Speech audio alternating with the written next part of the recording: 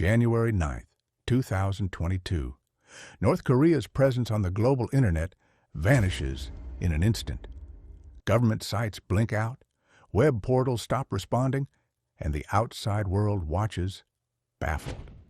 At first, fingers point at state actors. A tit-for-tat response to Kim Jong-un's recent missile tests, some propose. Experts suspect a massive, coordinated cyber campaign. The reality, however, is far stranger. A single hacker in pajamas nursing a grudge. Why did he do it? And how far would he go to make Pyongyang pay? A year earlier, an American cybersecurity researcher, known online only as P4X, sits at his desk, scrolling through lines of code. One late night in January 2021, another researcher sends him a new hacking tool. Curious and cautious, P4X opens the file inside a secure virtual machine. Nothing obvious happens, but within a day, Google posts an alarming bulletin. North Korean actors are luring Western security researchers with weaponized files. When P4X inspects the tool he'd been sent, his stomach drops. It concealed a back door, a secret route for intruders. North Korean operatives had tried to penetrate his environment. P4X is stunned. Why would a nation-state target him personally? He had escaped disaster only because he isolated the malware. But the intrusion leaves him rattled. He soon discovers he isn't alone. This intrusion fits into a wider campaign by North Korean hackers to siphon off vulnerability research and offensive tools from Western experts. In essence, Pyongyang's hackers were hunting the hunters. Expecting government support, P4X waits for intervention. An FBI agent interviews him and takes his statement, but that is the extent of official engagement. No system hardening, no active mitigation, no public retaliation. Weeks become months. Silence. The message is clear to P4X. There's nobody coming to protect a private researcher against foreign cyber spies. That sense of abandonment kindles bitterness. A seed of resentment is planted, and it grows into something darker. If authorities won't retaliate, he thinks, perhaps he must. It feels almost absurd, a lone individual mounting a counterattack against one of the most isolated, tightly controlled regimes on Earth. But the idea begins to feel less crazy and more necessary. By late 2021, his decision hardens. He will strike North Korea's internet himself. Next comes reconnaissance. For once, P4X becomes the hunter. He quietly maps North Korea's tiny slice of the global web. What he discovers surprises him. The country's external internet footprint is shockingly small and fragile, a digital house of cards propped up by old software and lacks security. Only a handful of networks and a few dozen websites connect the hermit kingdom to the world. Outdated Apache and Nginx servers, riddled with known, unpatched vulnerabilities, are everywhere.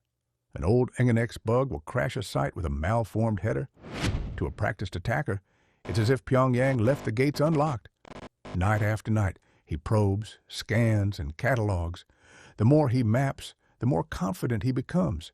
He builds automated scripts to find online servers and unleash exploits that overload or crash them. His plan is surgical. A highly targeted denial-of-service campaign designed to knock the regime's public-facing web services off the global internet. Automation will let one person scale the strike into something impactful. P4X knows the risks. Vigilantism in cyberspace can land someone in prison under laws like the Computer Fraud and Abuse Act. If exposed, he could face not only domestic prosecution, but also reprisal from North Korea. To reduce those risks, he assumes a pseudonym, P4X, pronounced Pax, a cheeky, ironic tag, peace enforced through punishment. Under that alias, he'll operate from the shadows. By early 2022, the plan is set. In a Miami home, dressed casually in a t-shirt, pajama pants, and slippers, P4X checks his tools one last time. His code sits on his laptop and on rented cloud servers. Targets are queued, automated packets are about to fly. His chest tightens with adrenaline and defiance. He exhales and launches the attack. At first, it feels anticlimactic, just lines of code executing. To pass the waiting, he puts on a movie, snacks within reach, and periodically steps to his monitor to check status. Then, gradually, confirmations arrive. Websites stop answering. Booking portals, the regime's public news site, diplomatic web pages. One by one, they time out. Error pages replace content for anyone trying to reach North Korea's domains around the globe.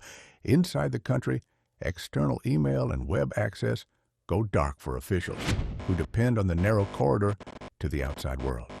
P4X checks independent uptime monitors.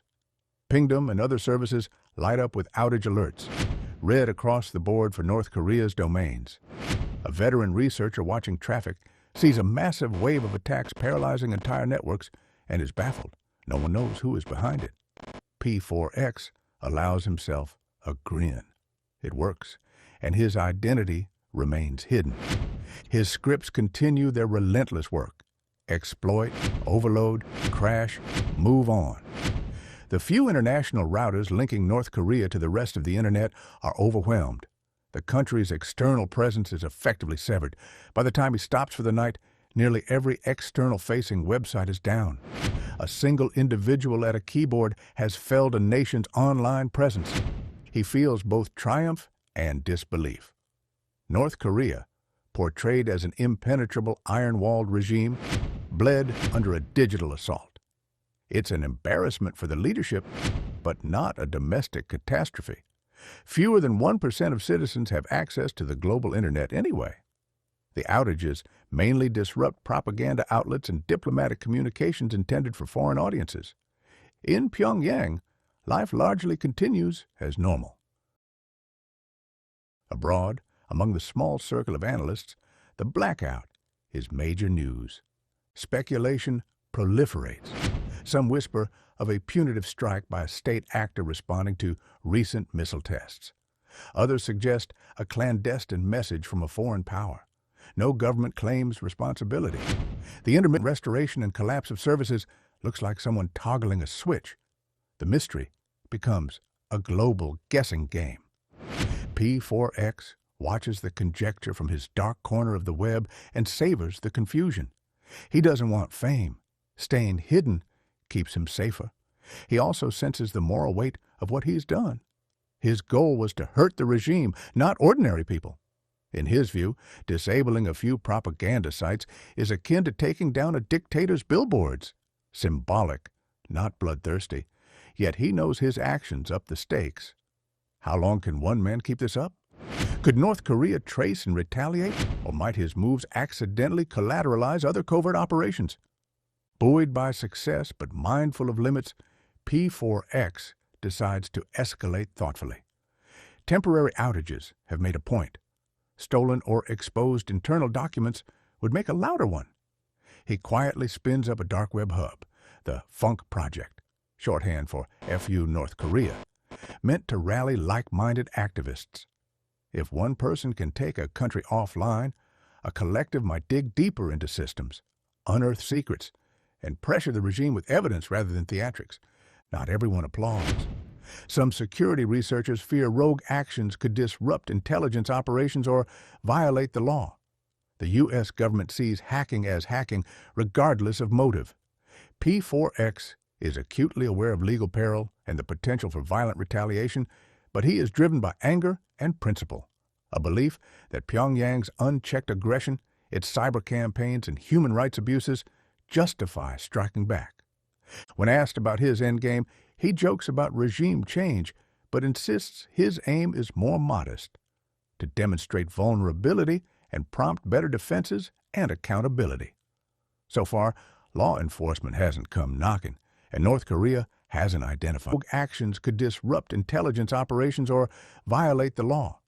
The U.S. government sees hacking as hacking, regardless of motive. P4X is acutely aware of legal peril and the potential for violent retaliation, but he is driven by anger and principle, a belief that Pyongyang's unchecked aggression, its cyber campaigns, and human rights abuses justify striking back. When asked about his endgame, he jokes about regime change, but insists his aim is more modest, to demonstrate vulnerability and prompt better defenses and accountability. So far, law enforcement hasn't come knocking, and North Korea hasn't identified him. The first shots of this lone cyber war have been fired. P4X remains anonymous, unpunished, and unbowed, operating in the shadows while a repressive regime scrambles and the world wonders who pulled the plug. But the story ends with a warning. One man unplugged an entire regime, yet the same tools can be turned to darker commerce. What happens when criminal networks scale from disruption to theft and resale, identities and secrets sold like products? For that next chapter, tune into the follow-up. How stolen lives became a global business on the dark web.